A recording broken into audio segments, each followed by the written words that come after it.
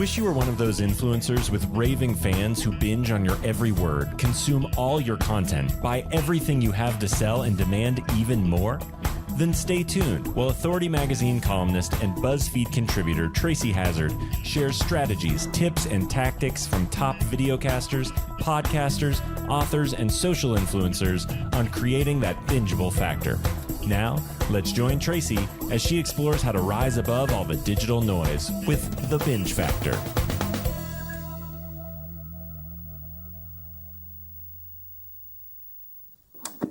Hey everyone, welcome to the Binge Factor. I'm Tracy Hazard, and I have got Jodi Brandstetter today, and she is an author influence expert who's got a podcast called Book Smart's Business Podcast. And I like the title. It really gets it right impactful. It's like you want to be smart about your business book. Her goal is to work with authors early on in the process, because then she can help them more with the marketing, the influence, writing the right book, all the different things in that process. She believes everyone can be an influencer in their industry by being curious. And we certainly know that here in podcasting, that being curious is one of the strengths most of the podcasters that are successful that I interview here on the show are, and she's no different. She helps curious people two ways: become an expert in HR and talent through coaching and training, and authors to become and gain authority in their industry. She's a best-selling author and best-selling publisher with over 20 years of experience in human resource, talent, and business. She's the founder of Lean Effective Talent Strategies, a HR and development firm. And she is also a co-founder of the Influence Network Media, a hybrid publishing and media company that has helped over 100 business professionals become Amazon bestseller. She lives outside of Cincinnati, Ohio, with her husband and daughter. And she has got a really big gift in interviewing. You're going to hear that come across in the show here. She talks about why, but you're going to hear it in her show. So don't forget to go to the blog post for this episode so you can connect right up to the Book Smart's Business Podcast and check out the show and hear what I'm hearing as to why this show is so great. And we have so much we can learn here on the Binge Factor from Jodi. So let's go interview with Jodi Brandstetter, Book Smart's Business Podcast. Jodi, so glad to have you on the show. And we're going to talk Book Smart's Business Podcast and all things author to influencer, like that whole model. It's I think so interesting to look at the stage timing of this. And that's what I want to ask you about. I know you wrote a book and then you started your podcast, if I'm not wrong, in the order of operation. It is. So I have been in the HR world for 20 plus years. That's been my bread and butter. And I wrote a book in 2020, loved the experience, and thought, how could I help others do that too? And so founded a new company, number 2 for me, which was kind of crazy to think about. And when I did that, I was like, how amazing would it be to have a podcast where we can help elevate authors, business authors to be exact, and help their readers get to know them just a little bit better. They get to know the book a little bit better, but then also we can help our clients that we serve with being kind of that first podcast if they haven't been a podcast guest before. And so I started it after the book and after creating the second business. Did you find it easier after that, and for your authors, to have the podcasting in the mix made it a little easier to promote the book? Absolutely. Yes. I think for a lot of our authors, they're first-time authors, they're entrepreneurs that maybe haven't done PR or specific type of marketing that would be focused around podcast, but we see the power of a podcast for authors. And so we just wanted to help them feel more confident and going out there and being a guest, and then hopefully kind of tearing that Band-Aid off. So if they mess up, we edit and we can help them shine. Well, I think, so many of those, I'm going to call them the author profile shows, don't go on too long. Yours are nice and short. They're under 20 minutes. They're right really talking at the heart of what the book's about. And I hear very often when you are interviewing, you're not doing the why'd you write the book kind of like you're not in these prescriptive, you're trying to get the authors to converse. Absolutely, 100%. So being a recruiter by trade, I've been interviewing since like 2000. So for a while. And so I took my gift of interviewing as a recruiter and brought it over to the podcast. And I really wanted to make sure that our authors felt comfortable, but also that we were really, having a conversation, because it's so annoying to be listening to a podcast and all the questions are exactly the same, or it's just question, answer, question, answer, question, answer. I feel like as a podcast host, I need to be bringing my voice to the conversation too. And so having more of that conversation versus just question, answer kind of helps with that. I think it really does, but that's so interesting. I was thinking about you being a kind of a professional interviewer, right? And what you do is that's exactly the same model as in, human resources, or when you're interviewing for a job, that's exactly what it is when you're exposing someone to your listening audience. It's like a job interview. Absolutely. And there's a lot of skills that you get by being a recruiter and being an interview specialist, I guess. I'm able to absorb a lot of content and be able to, talk, kind of do a summary of it, or be able to then go to the next question that I have in more of a conversation versus just going straight to the question. So it's really nice. So if there are any recruiters out there listening, you could be a podcast host and do an excellent job at it. You have a superpower you didn't even know. Yes, 100%. Oh, that's a really great insight, and connecting the two, I see now why your show is the way that it is, and I'm gonna say why the flow is really efficient too, because you get right to the heart of the matter, which is exactly what you have to do as a recruiter. You don't have a lot of time. You got a lot of candidates to screen through. If you've got some questions, you got to be really pointed about them. And when you start to hear, and I bet you anything, this bothers you just as much as it bothers me, when you start to hear that sort of prepared answer, all you want to do is break them of it. You want to get out of that into the conversation. You want to move them away from that. 100%. I do provide questions that I may ask before the podcast just to help them prepare a little bit, especially for those newbies, giving them something to practice at home with their spouse or with a friend, just to get a little bit more comfortable before they get on the podcast. But one of the things I do is it is a 15-minute podcast. I always ensure I have at least 30 minutes with them, because the first 15 minutes, I'm really just trying to warm them up, make them feel confident in themselves, make sure they understand the logistics. And then we go into it feeling like we already know each other before, because I talked to them for a solid 15 minutes beforehand. So yeah, I can hear that it's almost feels like they're already comfortable with you. So either I had a feeling that they already knew you, which makes sense if you're interviewing clients. Yeah. Or yeah, I would say 50% I know and yeah. 50% I don't know. Well, you can't tell the difference. Thank you. That is a huge compliment, because it is like, I feel like when I'm listening to a podcast, or when I am a podcast host, I want it to feel like we're literally having coffee together and it's just a conversation and that we know each other. And so for you to say that is a huge compliment. Thank you.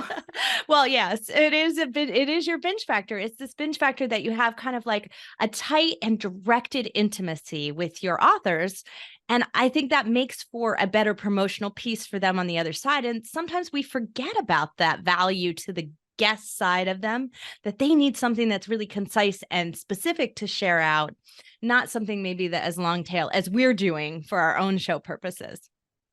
Absolutely. And I think that since I started as a guest on podcast and then created my podcast, I really do think about my guest and what they're trying to accomplish, so that hopefully when it's completed, it's nicely packaged, they're excited to share with their audience, and that it helps elevate them to that author to influencer kind of mindset that we have.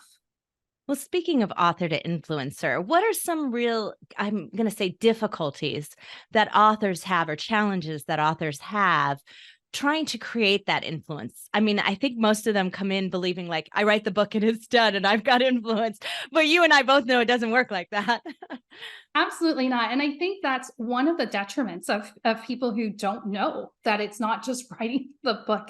I loved writing my book, but then I realized, oh, I have to market this book in a way that connects me with my ideal audience.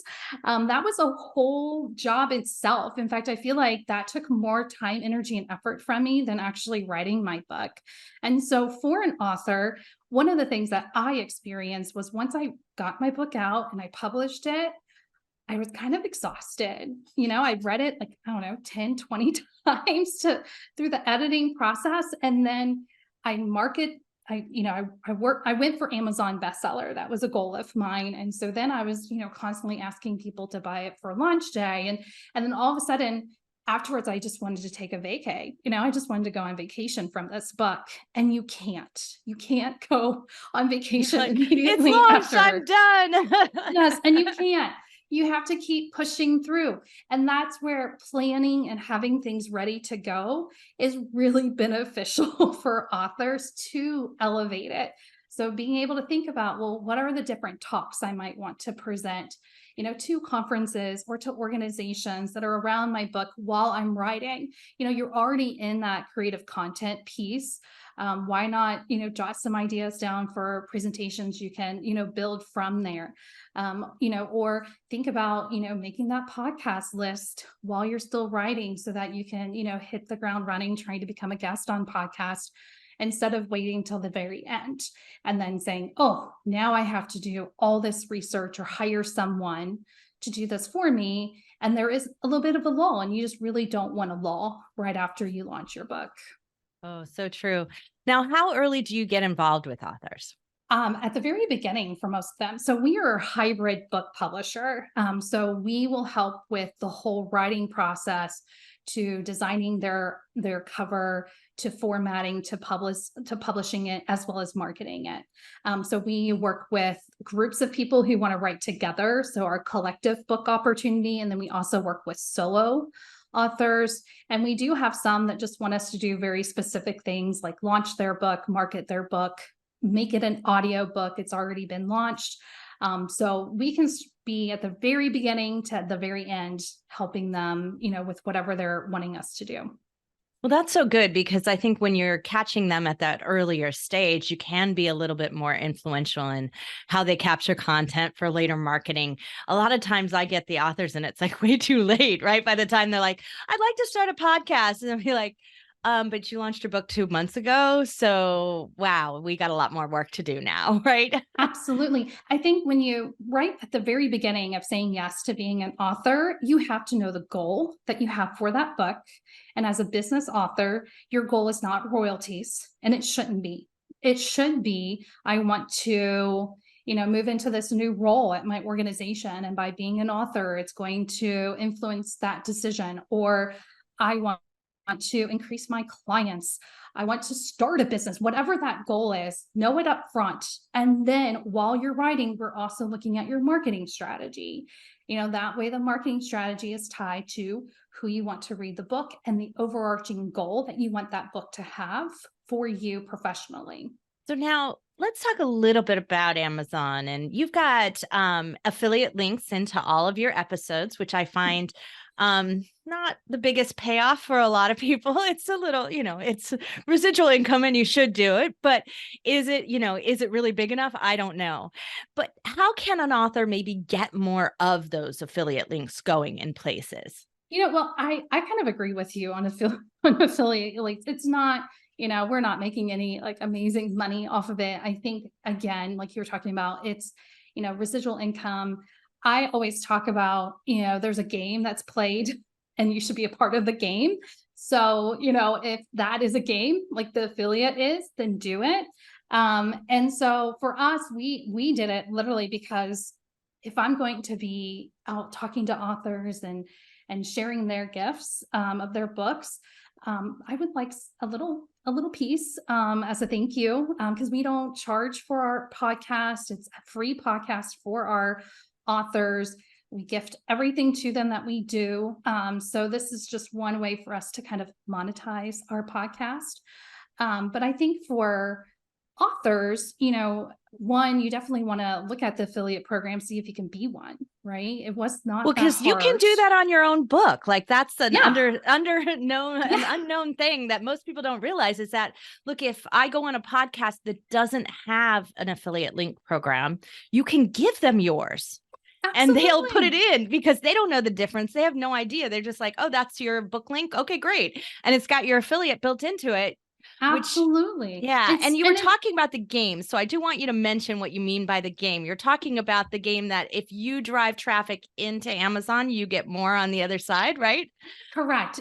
For me, like one of the biggest games that everyone has, either love it or hate it, is the Amazon best-selling strategy. I have people talk to me all the time about how it's not worth it, it's not real, yada, yada, yada. And to me, it's a game. And I want to be a player in that game so I can also win that game. And so that's the affiliate program. That is, our life is a game. We are living each day. And if you take every success that you have, like waking up in the morning or making sure my daughter gets out of the house with her hair brushed. These are all successes that I personally will celebrate.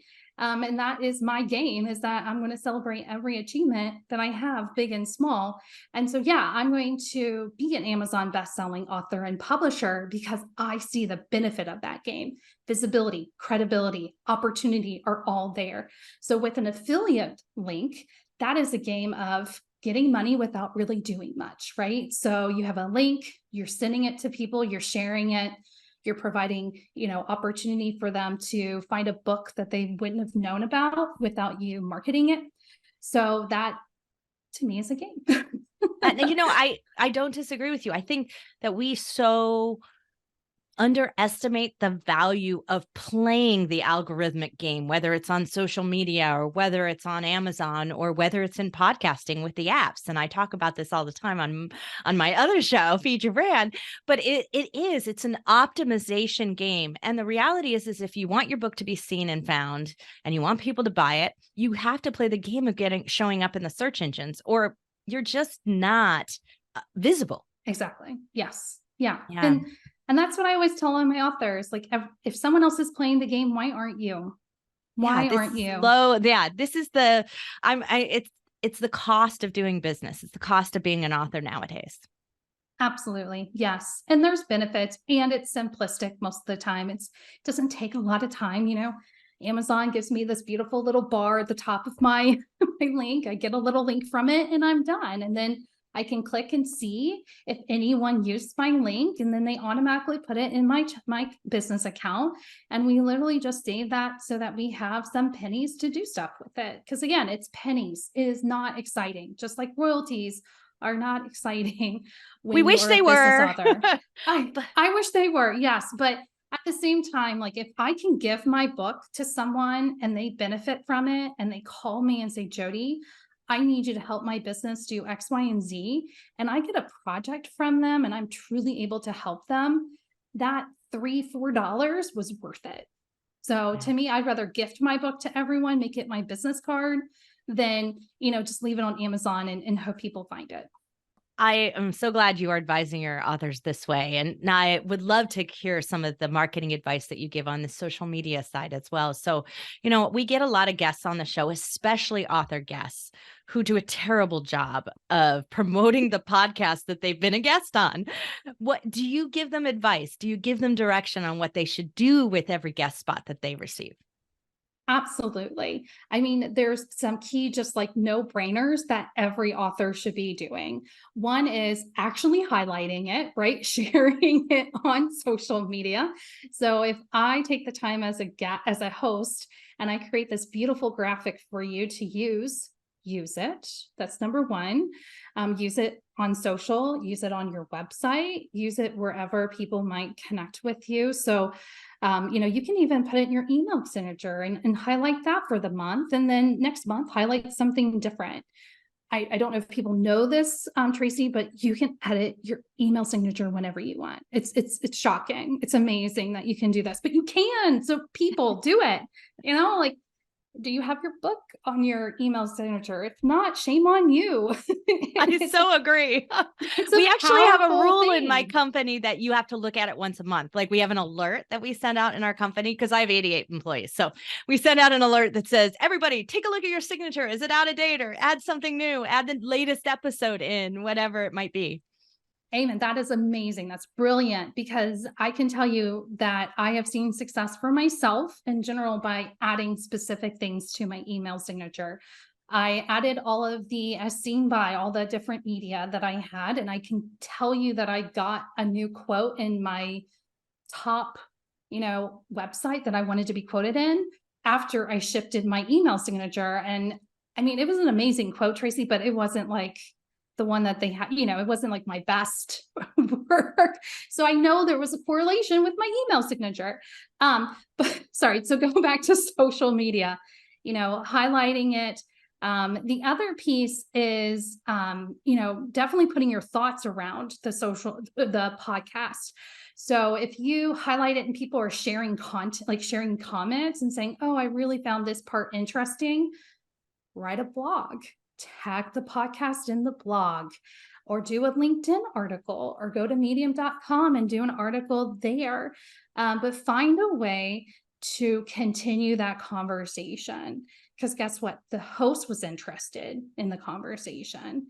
So I'm going to guess other people were probably going to be interested. So not everyone goes straight to a podcast. So being able to do something in, video format or written format, whatever, is always very powerful. But the first step is just sharing it. If you can do that first and then add on.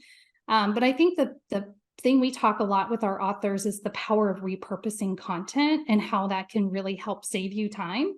And so that's what we're talking about here, right? Is taking a podcast and expanding the conversation in very easy ways so that you're still talking about that same topic, but directing it in different ways or using different channels. And that's going to boost your engagement on your social media channels. Well, I think that it's so often, and you talked about this earlier here, that if you know your goal, if your goal is to increase authority or enter a new market or do something that is more on a credibility side, and then you're not putting it on your website, you're not sharing it in your newsletter, you're not changing your email signature, you're not doing it to meet the purpose. You're not getting there.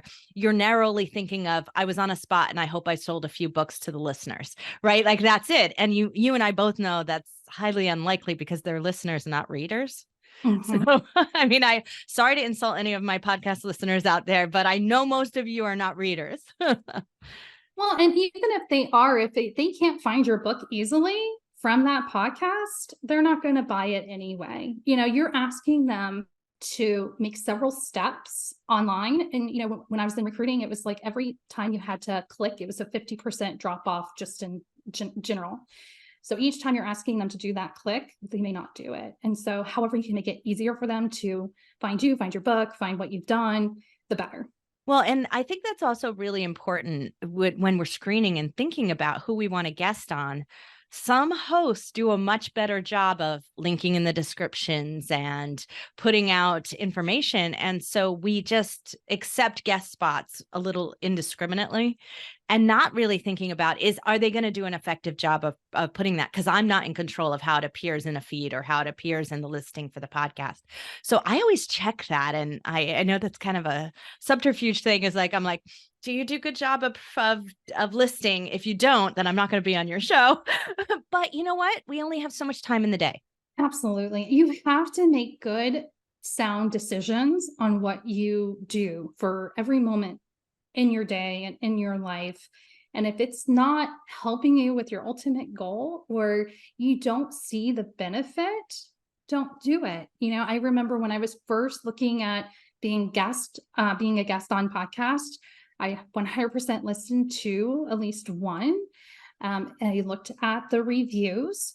I made decisions based off of that. There was one that I just felt like the sound quality wasn't there and it was hard for me to hear. And I'm like, I don't want to be on that.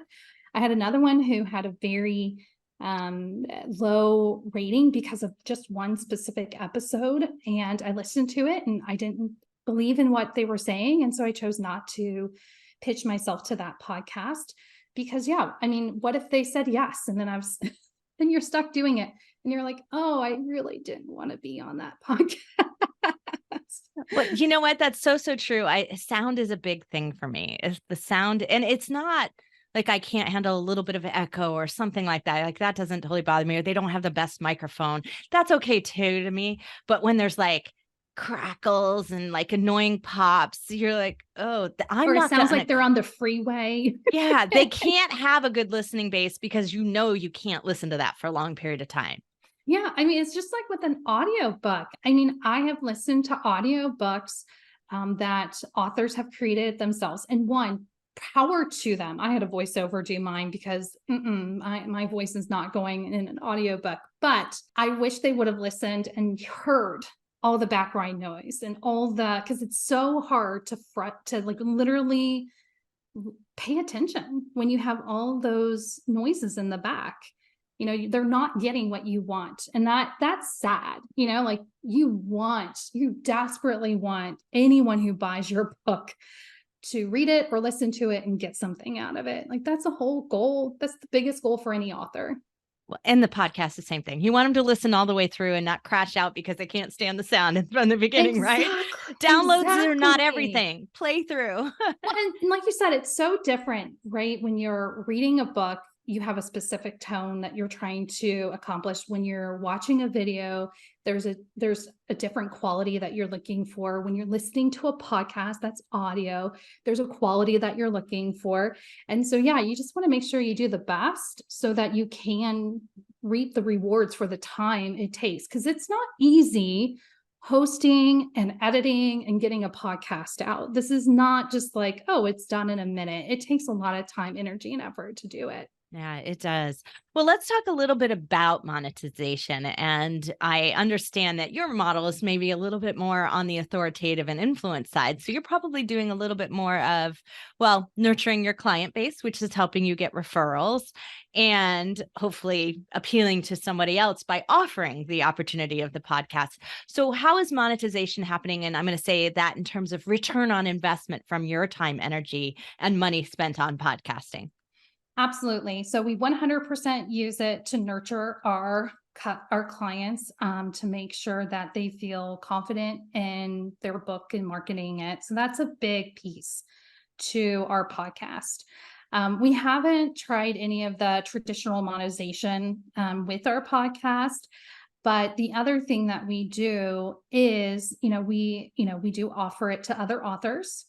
And when I'm talking to those authors, I'm learning about them and seeing, is there anything I can help them with? Right? You're talking about some authors that you've talked to and they haven't started the marketing, or they haven't, put that energy into creating that podcast. So I'm trying to figure out what do they need next? How can I help them? And so we'll actually be able to pitch projects to authors who are on our podcast who either found me or I found them and asked them to be on the show. Wonderful. Yeah. So I think also that people underestimate authors want to get more stages. Like that's a really common thing I hear from a lot of authors, especially business authors, obviously. They want to get more stages and they don't always have the authority level and value to command an audience. And I think that's what event planners are looking for. They're looking for, can this person command an audience? And doing a podcast is a great way to do that, even if you're only guesting. Absolutely. Every time that you can be in front of a mic and share your story or share your expertise, you are helping event planners see you as the next keynote speaker or as a breakout session individual. I had one of the authors that was on my podcast. He was actually someone who had already published his book and actually helped publish his audio book. So I was able to, move him to a client from an author guest. But he took a piece of our audio from our podcast and added it into his speaker reel. And it was really powerful. And I'm like, yeah, why? This is an amazing idea. If you're on a podcast, use it, use that audio, use that content to elevate yourself to that speaker or to, a workshop host or whatever that goal is. Yeah, absolutely. I think we don't look at all the ways we could repurpose our opportunities guesting on other people's shows. It's one of the reasons we developed a bunch of tools that we use all the time, because it's highly underutilized, and it's still content. Even if you didn't develop it to begin with, it's still your voice. 100%. Share it, gift it, love it, like nurture it. I mean, it's like, it's a baby. Give your baby love. Every time you talk and it's recorded or you're on video, give it love.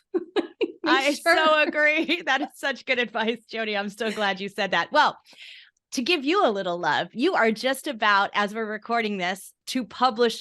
You're very close to publishing 100 episodes. You probably already recorded them. Do you have plans for your 100th episode? Because we were talking about celebrating before. Oh gosh, yeah, I literally celebrate every moment of my life. We are wrapping up our third book series. And so I think I'm going to be tying the celebration of the podcast 100, which is just crazy to think I've done 100 podcasts. You have hit the elite percentage of podcasters. There's like less than 5% ever hit 100.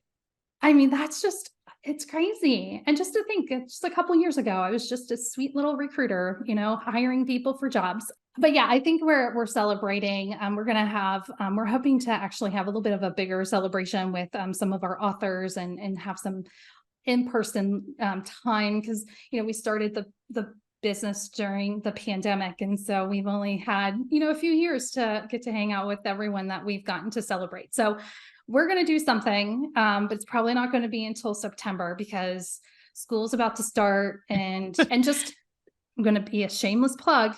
My 8-year-old daughter, just published her first bok. I'm going to go make my daughters jealous, because I would love for them to be authors. It's amazing. Like, she wants to be famous. That's her goal in life. Just love her to death. But I need to give that love. So that book's got to be at the launch party, right? Oh yes. It's going to be in every library in the Cincinnati area. It's going to be at every elementary school in Cincinnati. That is our goal, is to get it out there, because it has a wonderful message. Air right around that time. So what's our title here? So it's called Go With Your Heart. And it is about making good decisions when you're playing at recess. Oh, very important. Oh, I love that. Well, we will link for that in the blog post for this episode and in the show notes that are on the app. So you can click through and find this brand new book by an 8-year-old author. Amazing. Yes. She also wants to be on podcast. So Sabrina, who connected us, has already told me that she would interview my daughter. So she's coming into the world of podcasting at 8 years old. So this is going to be fun. And I'm just so excited that I was able to put this together for her, because I learned something in my life and I was able to give that to her. So I'm so proud of her and excited for this, because she is pumped. Well, you got a lot to celebrate this coming month. I love it. And we hope to make sure that this podcast comes out at the right time, so that all of the celebrations are happening and everyone can join you. So all of you listening out there, please be sure to check out Booksmart's business podcast. Jodi Brandstetter, amazing job. Thank you so much for bringing your influence into the author world and into the podcasting world. Thank you, Tracy. I have enjoyed this conversation thoroughly, and you're a wonderful podcast host. So thank you so much. I told you we'd have a lot to learn from Jodi, didn't I? But here's one of the things that resonates with me. There is so little, I'm going to say, information out there about the power of podcast guesting for authors and the power of having a podcast for those authors as well. And I think that many authors are not ready to have a podcast at the beginning. And that's why programs and systems like Jodi's are so important. If they can share how to be better on a podcast, how to be a better guest, get their feet wet, pull that Band-Aid off, as Jodi called it, getting them their first interview, it's going to change the outcome. Because how many times have you had a guest who's an author on your show, who's coached by some professional publicist, and all they do are sound bites or say, well, you can get that from my book. right? And it's not a good experience. And what do we do as podcast hosts? We tend to turn away authors. I turn away more authors than I turn away more podcast hosts, right? I turn away authors because of that reason. And so if someone like Jodi is advising them and her podcast is helping them get broken of that and understand the power of podcast guesting and understand the power of podcasting in general, we're going to have a better ecosystem for all of us. But I also love that Jodi was really trying to get across the idea to her clients and to these authors out there that there's more to podcast guesting and more to podcasting than selling books. There's authority build. There's all of these other reasons. And if you start with that purpose in mind, everything in your marketing is going to flow better. Your book publishing is going to go better. Your Amazon bestseller campaign is going to go better. All of those things are going to flow because you understand its purpose better. And it reminds me of when I worked with a well-known shark on Shark Tank, and he was putting out I think it was his fifth book, might have been his fifth book. And he had this list of all these shows that he was going to go and guest on that was built by a publicist. And he asked me, because we happen to be in the same mastermind group, if I would take a look at it. And I looked down the list and I had like 20 shows that he was going to be on. And I looked at them and I thought, I don't think he's going to sell a lot of books on these shows. I don't think he's going to connect with the right people on these shows, the people who might become book buyers, parts of his program, followers of his in general. I just felt like these were built for the lists that are podcast influence lists, right? It's the top best in any category or something like that. And they're usually built off Spotify and Apple lists. But I pulled him a different list, and I pulled 10 that I thought would be well matched in terms of listenership for him. And so I said, here's the 10 I recommend. You probably want to supplement. Maybe you want to substitute some of these other ones. He decided to go on 30 shows. So he took my 10 and added it to the 20. But when he got back to me later, what he said was he actually sold more books, got more boost in listenership, got more followers for his podcast, got that out of the 10 shows I gave him than the 20 combined. And what that says to me is that when we approach it from a more methodical way, more of an influence model, like Jodi's been talking about here today, we have a better chance of having a better outcome when our outcome and our process, our marketing is matched. And so if we're looking at what that's going to be as an author to podcaster, we need to make sure that we're following advice of someone who understands both worlds, just like Jodi Brandstetter. And just like following the Book Smarts Business podcast. So if you're an author, podcaster, and treading in both worlds, you want to get advice from both of us. You want to get podcast advice from someone like me, right? Who's been in this podcasting world a really long time and understands it intimately.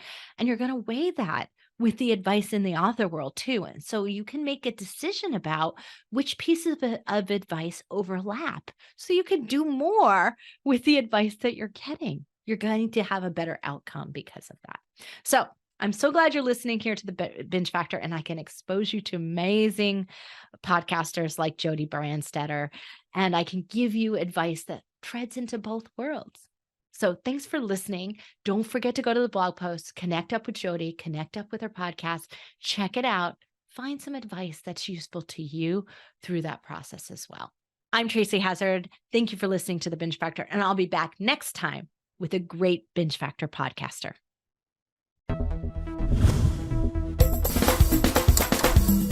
You've been listening to the Binge Factor podcast. For more information on podcasting and videocasting success tips and tactics, please go to thebingefactor.com. And be sure to listen to our other show for podcasters called Feed Your Brand.